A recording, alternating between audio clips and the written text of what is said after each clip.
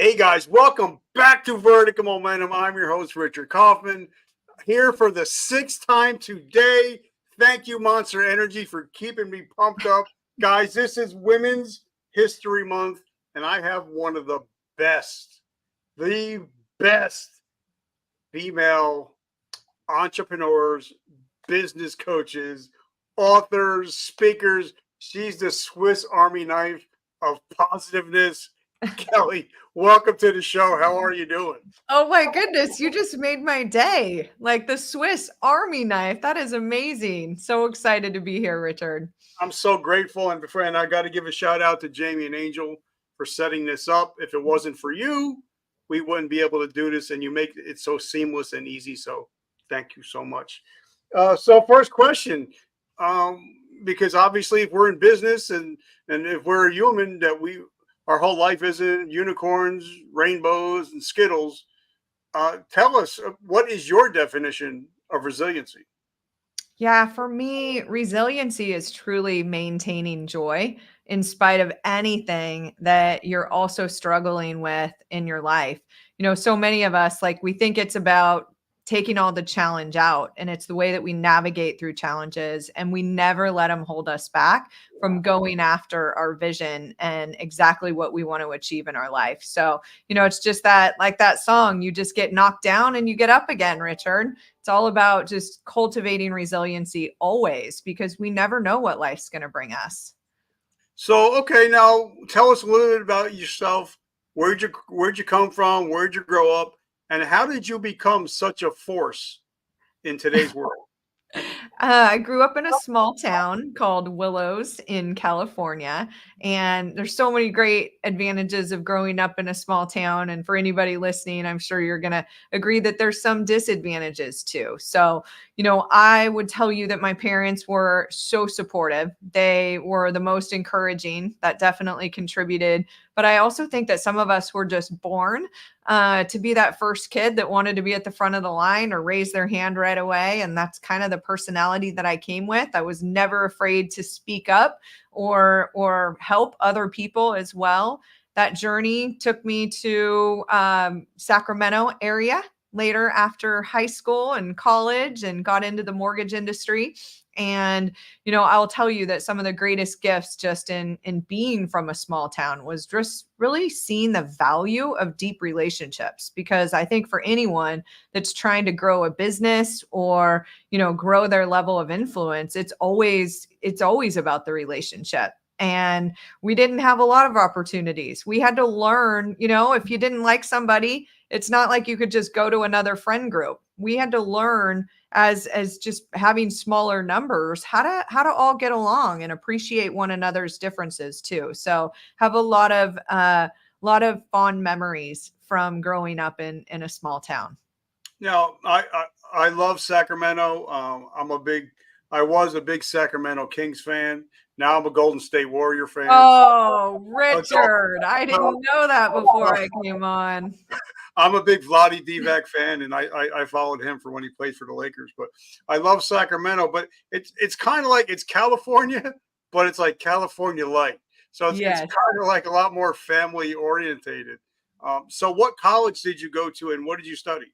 I went to Sac State and studied economics, and then also University of Massachusetts and studied psychology. I'm one of those lifelong learners. I can't get enough. And in my desire to make the biggest impact, there's not a day that goes by that I'm not studying something still. Okay, so let me get this straight. Because I'm a Lakers fan. I love the Lakers. But my best friend, he's a Boston Celtics fan, and so how do you go from one day sweating your butt off to being in UMass, freezing your butt off? It was online. It was online. You get the best of the professors and the content that they do, but that's one of the greatest, things that has come in the last several years is just the ability to do online programs anywhere in the world. So why did you choose what you chose to study, what to become your field of study?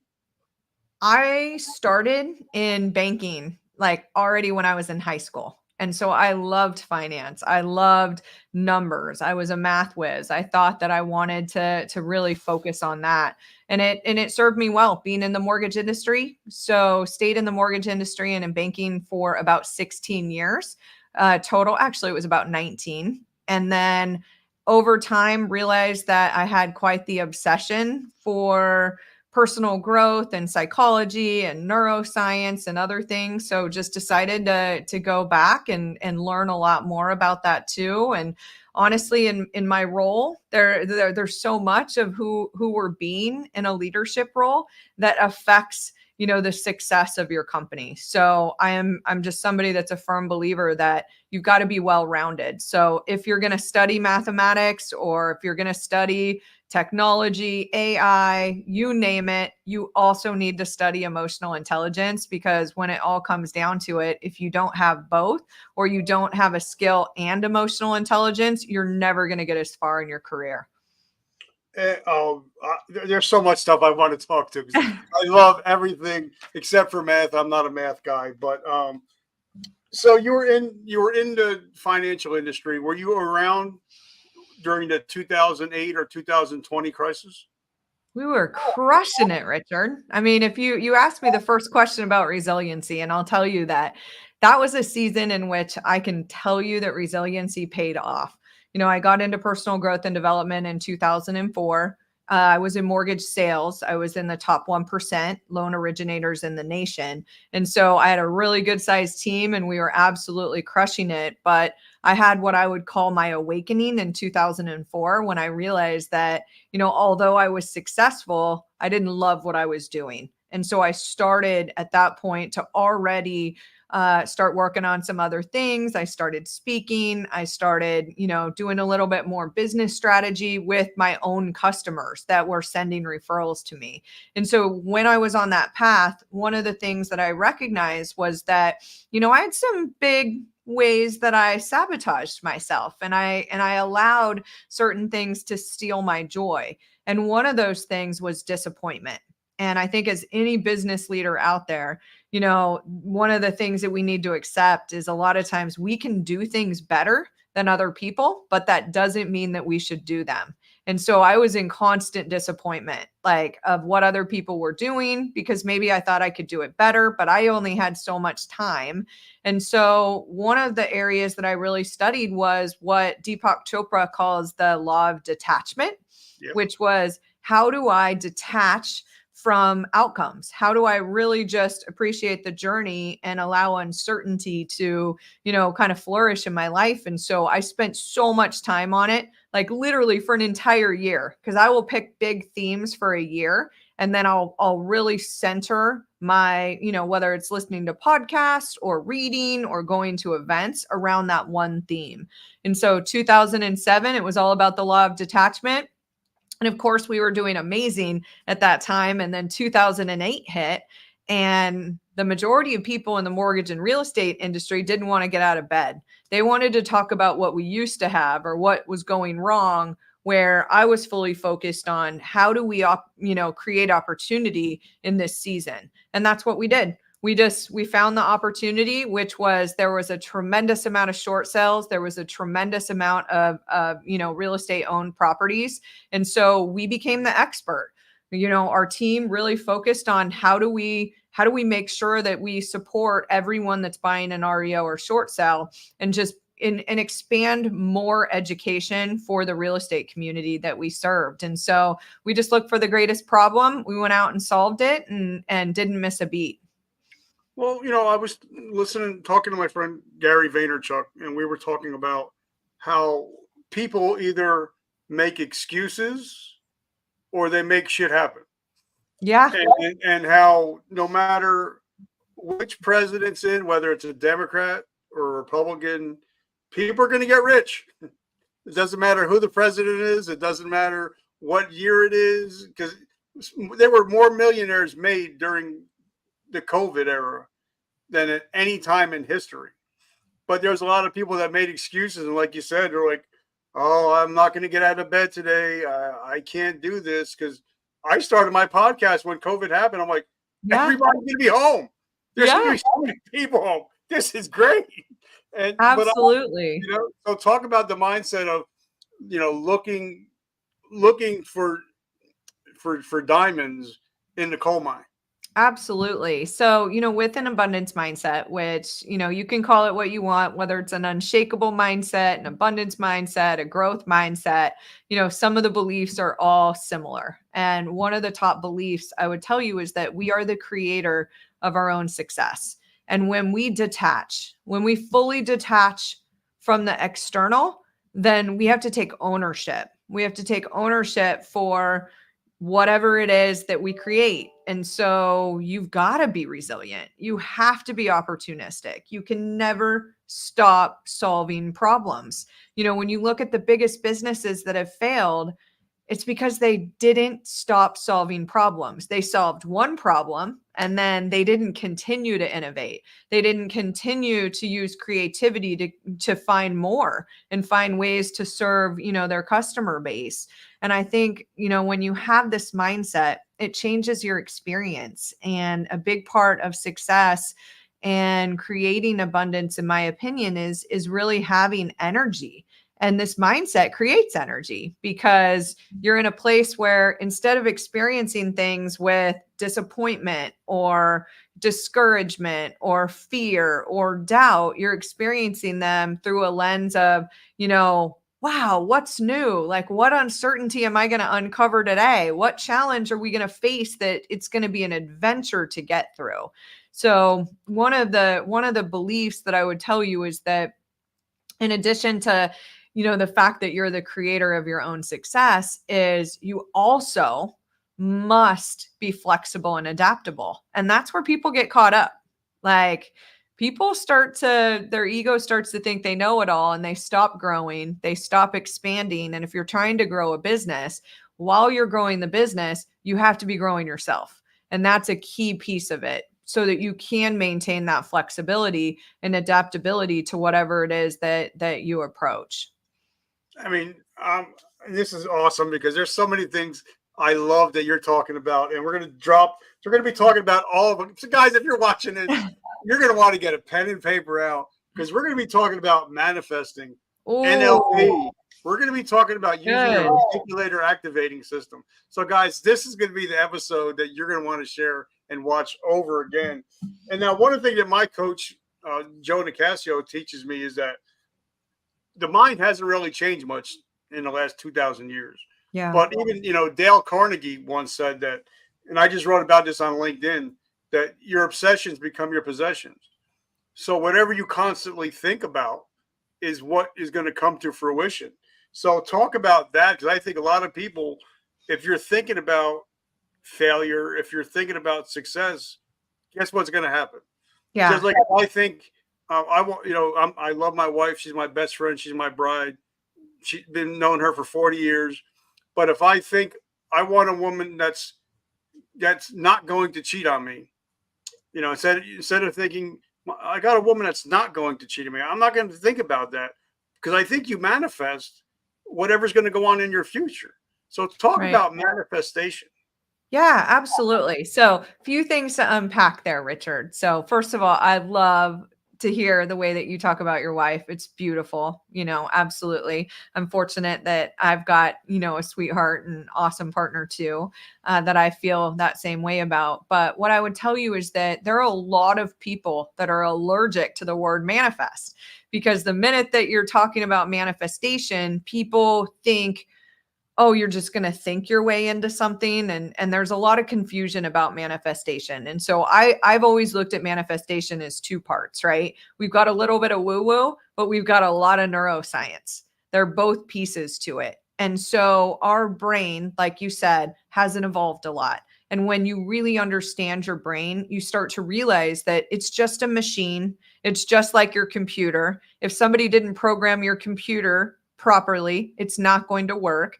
You have to take your power back over your brain. And we're in a very, very left brain world where people are focused on doing. When we get so focused on doing, we don't experience the joy that life has to offer. So we want to have more than just more creativity in our life. We want to have, more presence in our life. it's important to achieve and do and produce while we're still experiencing things from a state of presence. So manifestation for me, when you really break it down, is just giving your brain guidance as to what it should focus on and what it should put energy towards. Because I can tell you some of the greatest things I could tell you, I did that. I manifested that, which I believe.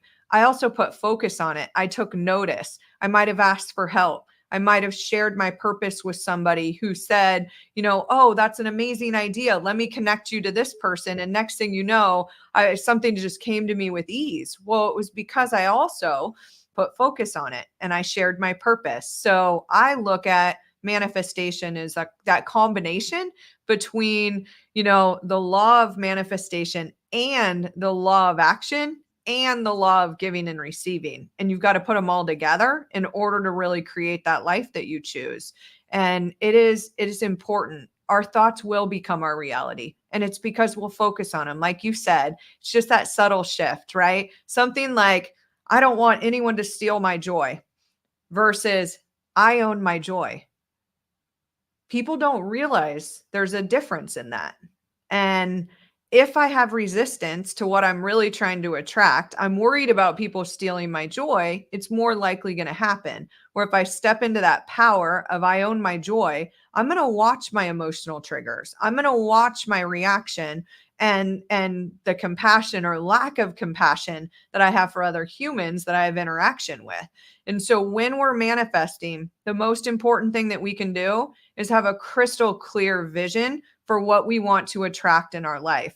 Now, I've learned this the hard way a lot of times by being a little bit vague about certain things, and I got what I asked for. So I would tell you is just have a really clear vision of what it is that you want to attract. And then the next step, which is the most important, and I will tell you, Joe Dispenza has been my greatest teacher in this area, has been feel as if. Feel as if it's already there.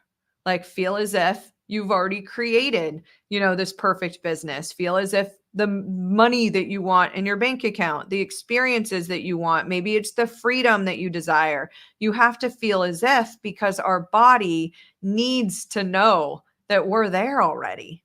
It's done. If you have that approach, it's done. It is coming. I know I'm the creator of my own success. It's just a matter of time. Then I let go of the why isn't it here yet, which is what most people do, is they get frustrated and that frustration builds and then they take themselves out of that positive energetic state. So it's not all woo woo. I'll tell you that. I wish I could sit back and be like, oh, I'm going to have, whatever it is that I can imagine right now. But unless I take action towards it, it's probably not going to come to reality for me.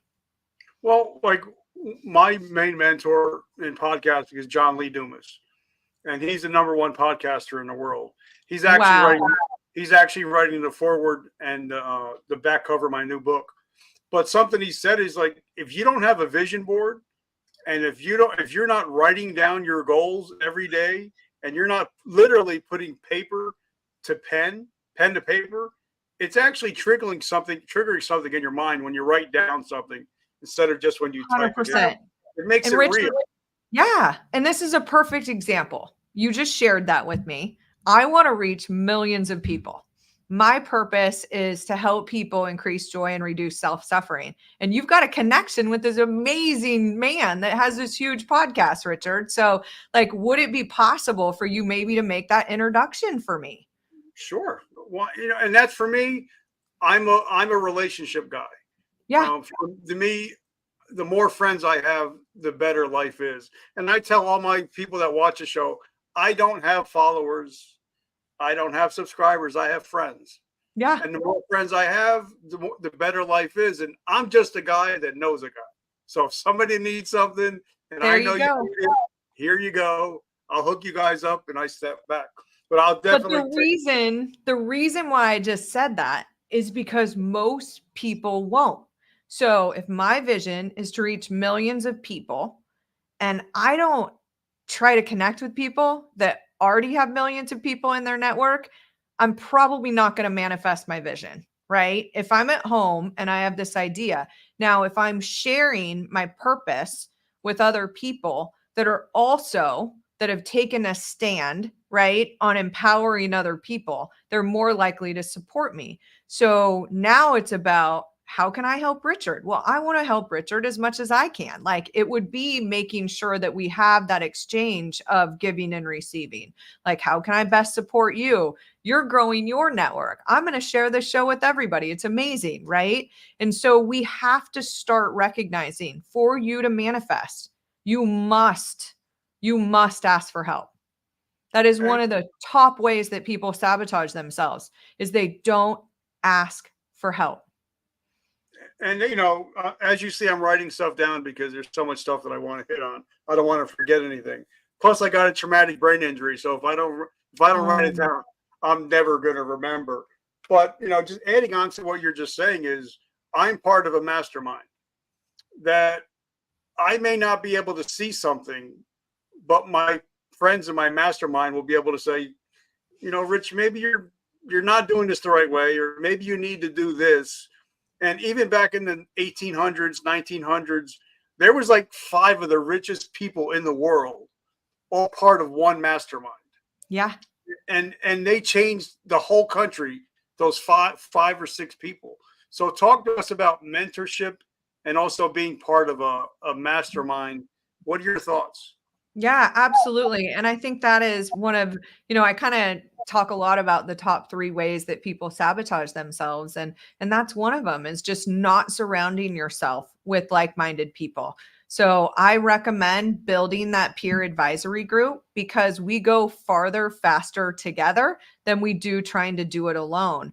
Most business owners get stuck because they approach the same problems over and over without having that expansive intelligence, right? Of someone else maybe doing it, or someone else having a better marketing strategy, or someone else being able to connect you to the right fractional CFO because you need this kind of support. And so for Go Abundance Women, which I'm co-founder of, one of the things that we do is we put you into a pod. We put you into a group of women that are going to know what your goals are, your vision for what you want to accomplish in your life, and most likely the preferred methods of self-sabotage you have, so that they can hold you accountable and support you and give you a safe place to celebrate. Because I'll tell you, a lot of people are still minimizing who they are because maybe their peer group isn't as successful as them. And so then they don't have a place to celebrate. They don't have that safe place because we've been taught, hey, you're bragging. If you tell me this is amazing about you, that your show's doing this great or whatever, is Richard bragging? No, Richard's celebrating. Like, you did this. You built this amazing network and show and all these other things that are reaching so many people. But do you have that safe place to be able to say, like, man, I had the most fantastic week ever. I did XYZ. And that's really the power of having a peer advisory group or mastermind community, because you will have, instead of just your own knowledge, you're going to have this expansive knowledge of hundreds of other people potentially that are going to be able to get you where you want to go that much faster. All right, so let's talk about this real quick, because I think it's very important. When the new iPhones come out, people line up. Oh, I'm going to spend $1,200-$1,500 on a phone, and I call it's a smartphone. But if you're not using it to get any smarter, it's a dumb phone. But they won't think. They'll think twice about, in order for me to have John Lee Dumis as my mentor, I invested in his coaching. I invested in his courses. I invested in his books. I still use his daily planner. It's a 100-day planner. I think I'm on like my 6th 100-day planner. Yeah. But in order for him to invest in me, I invested in him. But I see so many people that are entrepreneurs, they don't want to invest in somebody that's already done it. They rather just hang out with the people that are not doing anything, instead of investing in a 3-day workshop or a app or a course. They don't want to invest in their own future, and I don't understand that. Yeah, that's probably one of the biggest mysteries of life, right? Is why people don't actualize their potential, and why some people do, right? It is an intrinsic motivation that some of us possess, and many people don't get it until something bad happens. And that's part of my mission, is to try to help people awaken before something bad happens. In my situation, it was my mom, who was only 57, getting diagnosed with dementia. That was like that final awakening for me of like, man, life is too short. I'm not going to live another moment out of authenticity. But you have to really just look at it and say, for anyone listening, like, in order to live an extraordinary life, you must invest in it. You must up level the way that you think. You must hit Control Alt Delete on your mindset. We all accidentally picked up beliefs that don't serve us. Some of them are abundance blocks that are deep, that are going to minimize, the way that you feel, and going after those things and trying to, really eliminate them at the source is important. But you can also use strategy today to be able to start to take that next step forward. So the first thing I always say is try to figure out where you are, which I kind of call is like your abundance audit. And then where you want to be, that gap, is where you've got to spend the time and energy and the money in finding those teachers. I mean, I look at the teachers that I've listened to and gone to their events for many years. Some of them have 99% of their things for free on the internet today. Like you mentioned, Gary Vee, if you're a business owner, you can get so much knowledge from him just by listening to him on free platforms, right? But when you make that investment, it's also sending that message to the world and that energy that now you're going to have more accountability. Once you make that investment, I'm going to have more accountability. So like, I have a trainer that shows up at my house at 6 a.m., 3 days a week. Could I do it on my own? Absolutely. If I make the investment, I know it's going to happen. And that's part of the reason why you have to invest in your own future if you desire more. And I'm not saying that there's anything wrong with where you are. It's just a matter of, if you know you're made for more, if you're feeling stuck or have hit a plateau, that's when you've got to know, like, I've gotten here alone.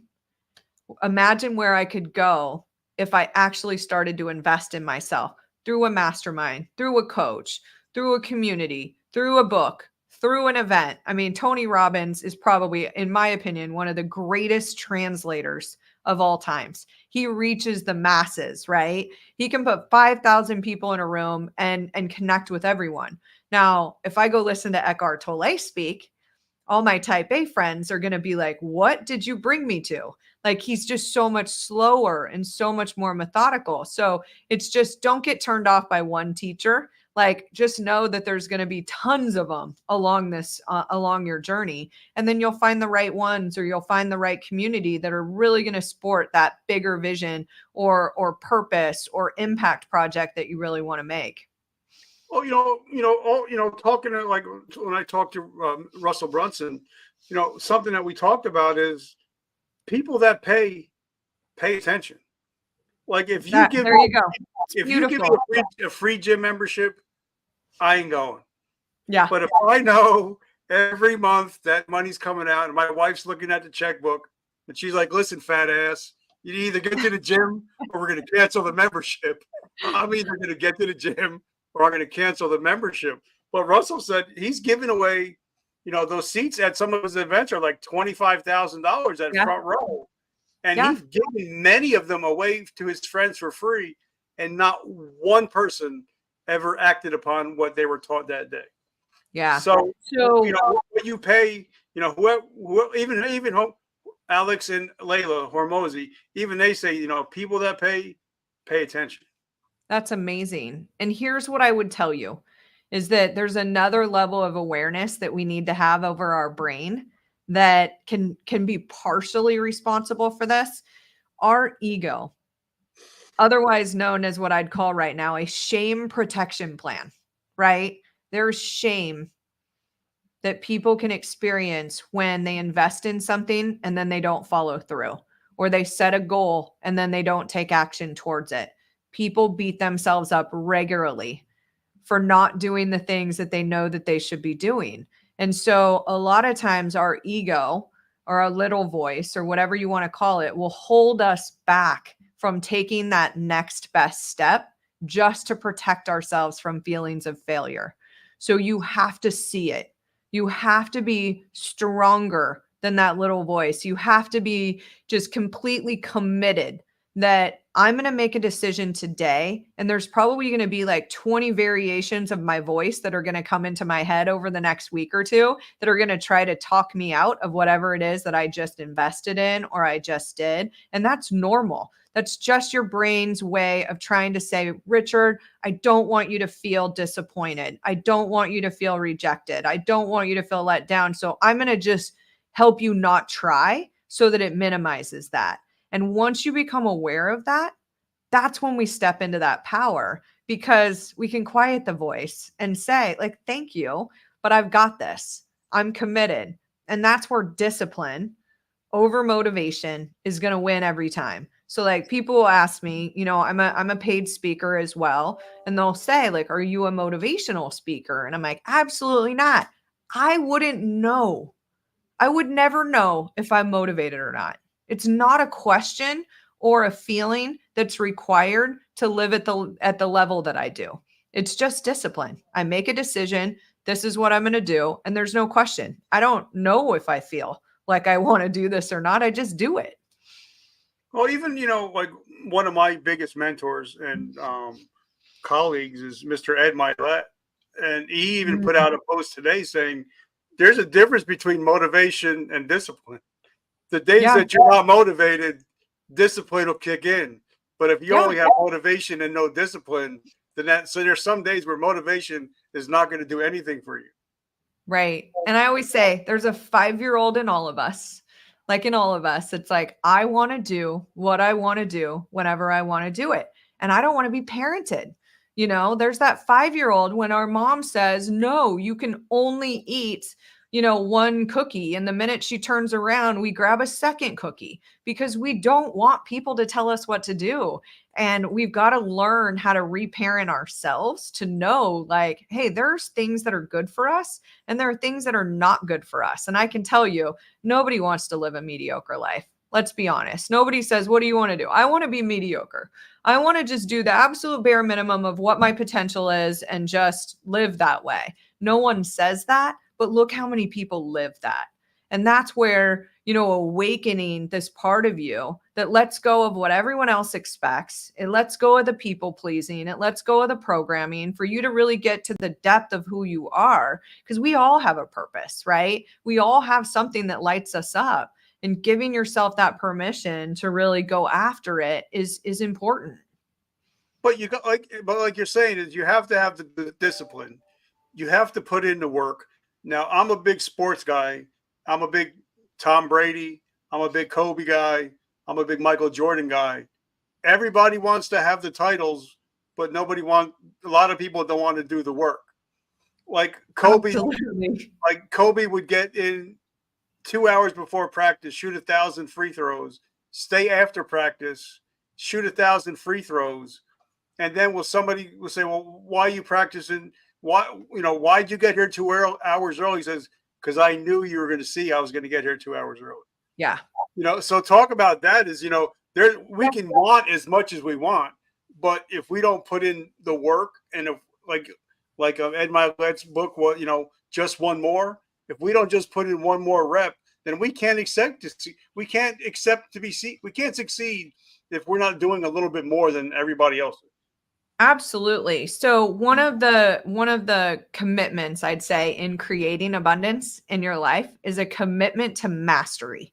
And so that's going to look different depending on your vision. And so for, a Kobe Bryant or Michael Jordan or whatnot, mastery to them is something that's based off of repetition, right? If you look at anybody in sales, like what is their mastery around?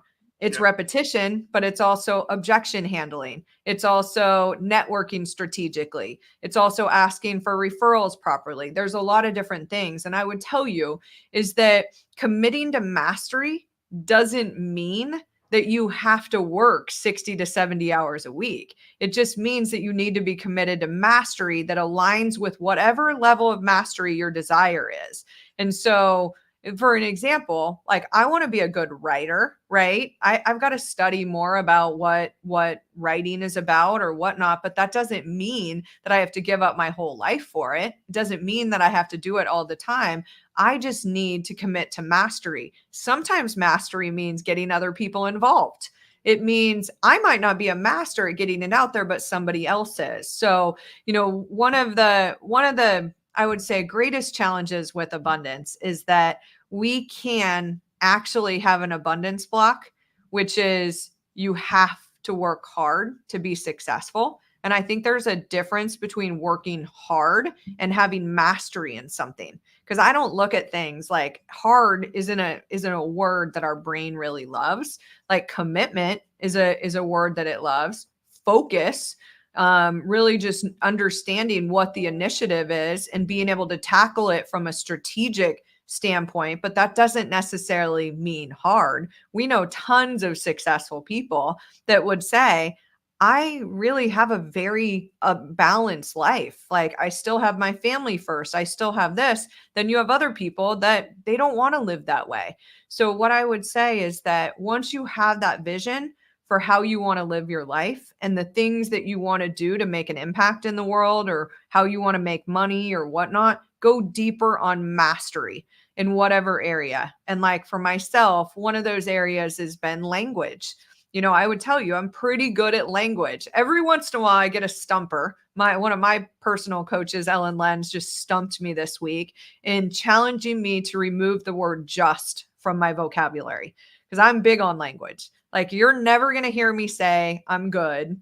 You're not going to hear me say I'm busy. You're probably not going to hear me say I have a problem. Like I've really shifted language and understand how sensitive our brain is, not only to what you're saying, but to what I'm saying. And we talked about that a little bit earlier, right?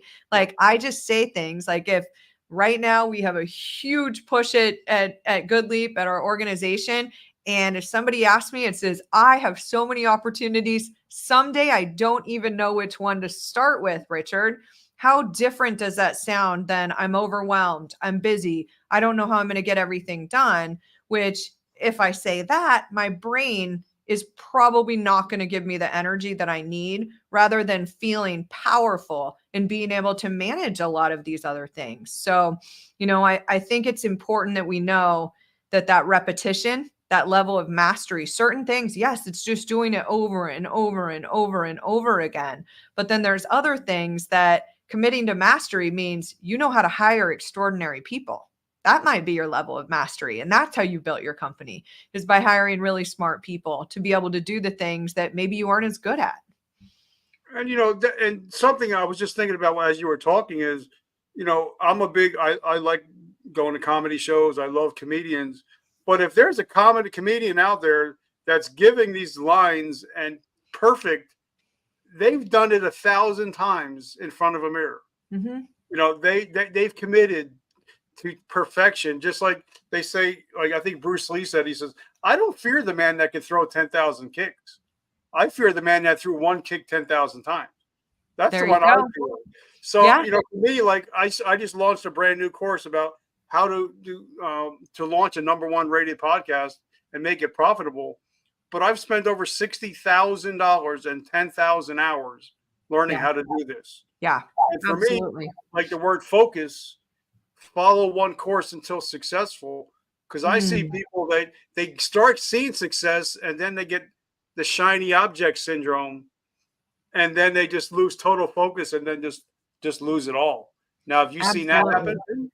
Absolutely. And that's where business coaches and strategists can really help somebody that's a business owner get that clarity so that you can get yourself back to center. It's so easy. Like some of us, like especially if you're a creative, the minute you hear of a new idea, it's going to be, I'm going to go down the rabbit hole when really you need to refine. You need to get that product set. You need to get that offering set and get mastery in it before we go and add something else. Just the same as how you're building revenue in a business. Like you want to know that you have a revenue machine that's working before you go create another revenue machine. And I'll tell you, like for myself personally, what's helped create success has been speaking and sharing. because not only do you get to hear what I'm saying, I get to hear what I'm saying. And because I'm saying it over and over again, I mean, I can't tell you how many times I've spoken on abundance mindset, on emotional triggers, on self-sabotage. I don't have to think about what I'm going to say, right? It just flows. And that's what you need to do in whatever area of business that you're in, is just talk about it, like you said, so many times until you are the authority. You are the person. And I know in my mortgage business, that's how I built a following, was that I shared so many ways that they could build a bigger business, but I practiced those things myself. And it held me accountable. And I totally get that. Like this morning, when I got up this morning, I go for my walk. I'm listening to Patrick Bet-David's new book, Choose Your Enemies Wisely. Sometimes the enemy is yourself. But sometimes I think, okay, I know what I know, but like I'm going to speak at a Richard Branson event coming up in the summertime. I want to go there, and I literally say, okay, you know what? I want to be the dumbest guy in this room. I already know what I know. I don't know what they know. So I want to know what they know. And God gave me 2 ears and 1 mouth for a reason. So I can listen twice as much as I speak. So talk about that. I tell everybody, I tell my guy friends, listen, if you're hanging out with 5 guys that are going to the titty bars and are going to get divorced, you're going to be number 6. But if you're looking you're hanging out with 5 guys that have a great marriage, a great family, great kids, you're going to be number 6. So talk about the people that you are around and how they affect you mentally, physically, and financially. Yeah, absolutely. This concept was probably introduced to me. My CEO, Hayes Barnard here at Goodleap, was big Tony Robbins fan and friend of Tony's, and that power of proximity was something that he really burned into, my belief system. And also just with how we hire here at the organization, is that power of proximity. Like if you are surrounding yourself with big thinkers and people that have expertise in certain areas, you're going to go farther faster. And so what I would say is that the power of proximity is one of the most important ingredients to creating abundance, because it provides not only accountability, right? People are going to help hold you accountable because they're going to care about you enough to call you out instead of to get in the boat and sink with you. I mean, I'm constantly helping my friends shift language or look at something different when they want me to. You're again also going to get that support from them. You can learn from them. One of the greatest steps to create an abundant life is to think like a beginner. And you said it perfectly, right? You wanted to go into this room and know that these other people, if you weren't open to thinking like a beginner, you wouldn't even be able to have that thought. And a lot of people think I need to be the smartest person in the room for people to admire me and for me to feel significant. And you got to let go of that. Like you've got to be open, that you've got to be able to have support, and diverse beliefs and views are going to help shape the direction in which you go. Because we are, I always say, like, when I'm helping somebody, I'm just helping you remember the truth of what you already know. And I love that. And, I was listening to audiobook again, obviously, by a gentleman named Tim S. Grover. And he has a book out called Relentless. And he actually coached Michael and he coached Kobe. And he said that one night, Kobe scored 40 and Michael scored 54. 4 a.m. in the morning, Kobe's calling Michael, how'd you do it? What did I do wrong? How did you get that extra 10 points on me? He's like, really? But he's like, yeah, I want to know. Just because I scored 40, you scored 54. So you must know something that I don't know. And that's why Michael always said Kobe was his little brother, because even though they played together, it was Kobe that was reaching out and saying, Michael, can you teach me? Can you help me? Yeah. Well, having openness, right? Openness to new ideas and new knowledge and other things, and that power of proximity, whether it's in a mastermind like GoBundance, we have a men's division as well with over 1,000 men that are like you, that have their pillars figured out, and family is at the top. And, when anyone tells me they want to grow their career and they're struggling, the first thing that I tell them to do is to work on their health, work on their wealth and work on their family relationships. Because when you feel in alignment in those areas, it's going to be so much easier to be able to attract that next best position for yourself or to start your company or other things. And that's really what's important, is to surround yourself with people that are modeling the ability to balance a successful career and their financial wealth and their relationship and their partner and their kids and their health and contribution. For me, contribution is absolutely a key ingredient in all of this. Like, we need to be in a place where we share the gifts that we have. Like, your podcast is a way that you're sharing with other people. That's contributing and making the world a better place. And so finding people that are modeling that, I think, is critical. Okay, so and I'm so grateful that we're hanging out, and I'm sorry for taking a lot of time, but I'm just enjoying Oh, I love it. the conversation. But one thing I want to talk about is my wife was just taking a class for work upstairs, and they were talking about EQ versus IQ.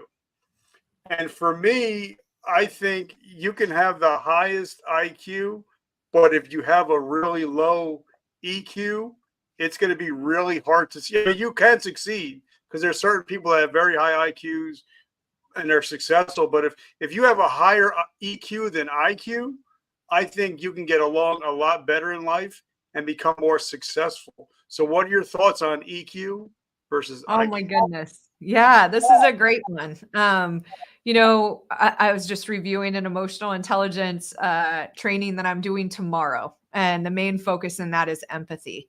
And when you really look at leadership, leadership is influence. And when you look at influence, at the end of the day, nobody really cares how smart you are. It's what you do with your smarts that people care about. I know people that are the smartest, they might have gotten the best grades or anything, and they really haven't gotten to a place of joy and a place of contribution and a place of, even contentment, because they haven't found their way. People with high emotional intelligence that have self-awareness and also the awareness of others are the ones that are going to be in a place where they can really influence and help people get to the next level. I look at my ability to be empathetic as a core skill that I have with our team and in that place of influence, because people really know when you care about them. They know even when you care so much about them that maybe this isn't the right opportunity for you anymore, and I'm going to release you, and and they're going to know that I'm doing what's best for both of us. Like, this comes in many different forms, but emotional intelligence, in my opinion, is absolutely, like, for anyone listening, especially with kids, get it into them early.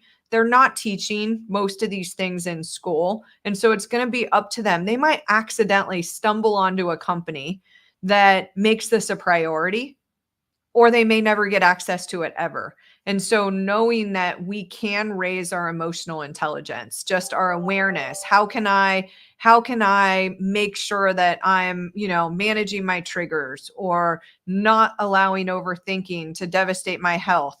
How can I make sure that I really just put myself first is important. And I'll tell you, the most emotionally intelligent people know that you have to put yourself first.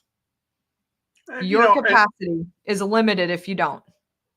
and somebody once asked me if you could be a superhero, who would you be? And I'm like, I would be empathy man. That's me. Yeah.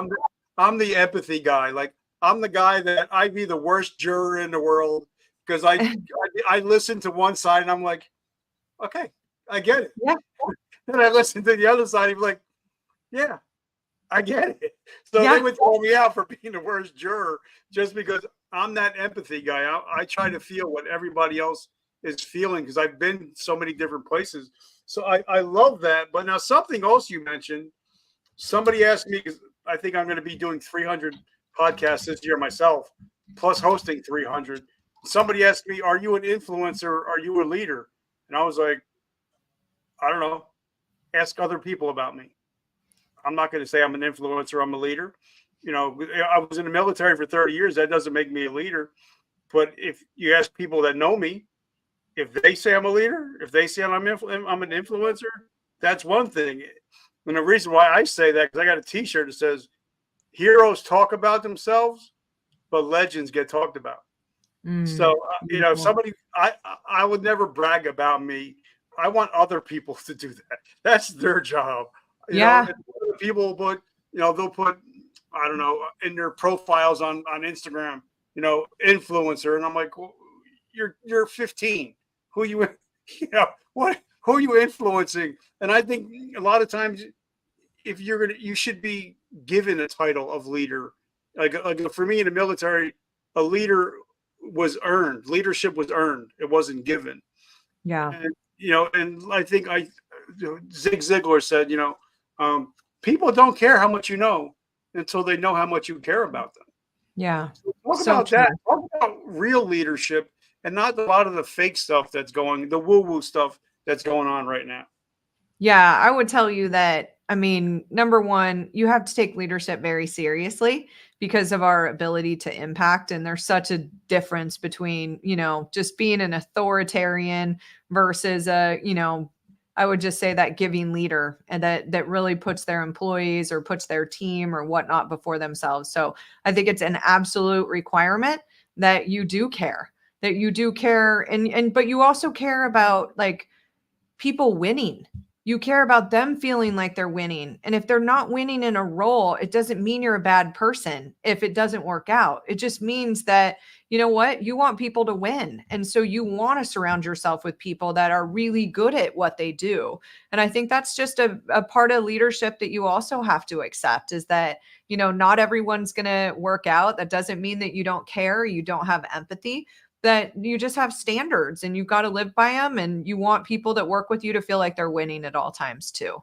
And like, as far as like my opinion on the influencer part, I just think number one, we all need to stand in our power. I think some of it's entertainment. They're certainly not going to influence me. I can certainly learn a lot, but at the end of the day, I know who I am authentically. I might be increasing the level of wisdom I have or knowledge or, some skill or whatnot. But at the same time, like, I'm not going to allow someone else to influence my decisions. I'm going to make my decisions. Now, that's part of having that power of proximity. I'm going to get feedback. I'm going to get wisdom. But at the same time, I just know they might be reminding me of something that I already know. And so I'm going to stand in my power there. But I don't love the ones that are influencing in a negative direction, giving that example that, you should care more about what your body looks like than how your body operates. Like these phones, like you talked about the smartphone. There's nothing smart about it if you're on it all the time. Like the greatest competitive advantage that all of the young listeners could have is to set limits on your phone, to not allow yourself to go down the rabbit hole like so many other people are. It's damaging, number one, to your brain, but it also isn't going to get you to the next level. So that's what I would say about that. And one thing, like I said, I'm a big sports guy, and I love coaches that if they win, they'll say the team did it. It was the team that won.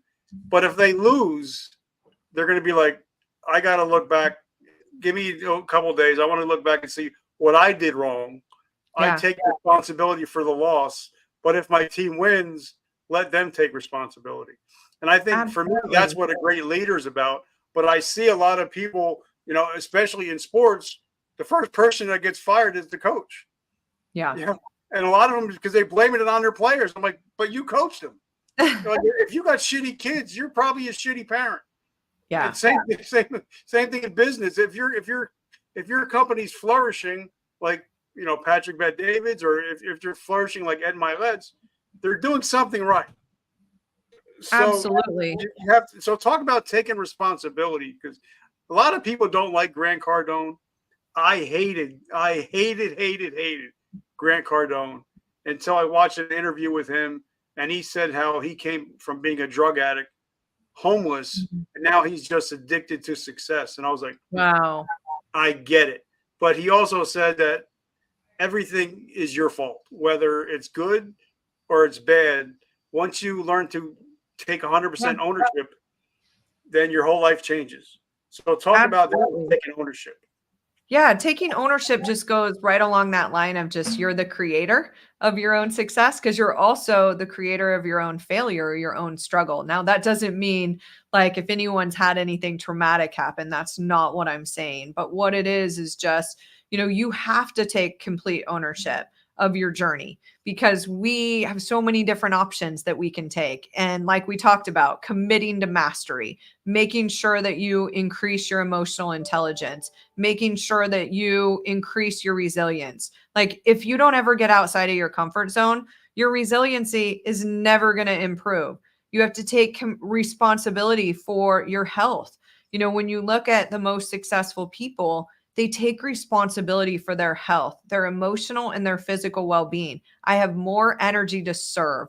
I have more energy to impact when I take responsibility for myself. And we've all heard that. Put your oxygen mask on first. But why aren't more leaders doing it? It is just for me to brag about how much you work or how much you do is not impressive. Like it's impressive to me to hear you talk about your wife. It's impressive to me when somebody talks about taking time to serve in a community that, wouldn't otherwise get the wisdom or the time that you're giving to it. So taking responsibility is critical. Like absolute ownership. And I look at that same thing with my teams. It's just I have to own it. I've got to create the experience, make sure that they have crystal clear ideas of what what their key performance indicators are so that they know what winning is. One of the things I coach on a lot is creating a winning week recipe. And that's taking responsibility for how you feel. Like I'm not going to feel great if I'm looking at a list of things that I haven't done. I'm going to feel great when I'm looking at a list of all the things that I have done. So I've got to make sure that I take responsibility for just the way that I approach, my business strategically, the way that we support them, especially our members. And then also just know that it's never ending. Taking responsibility is never ending. I'm always growing. I'm always innovating. I'm always looking at more ways that we can add value, never losing focus on what the core offering is. Like you said, it's the shiny object thing, right? Like you can't lose sight of the core.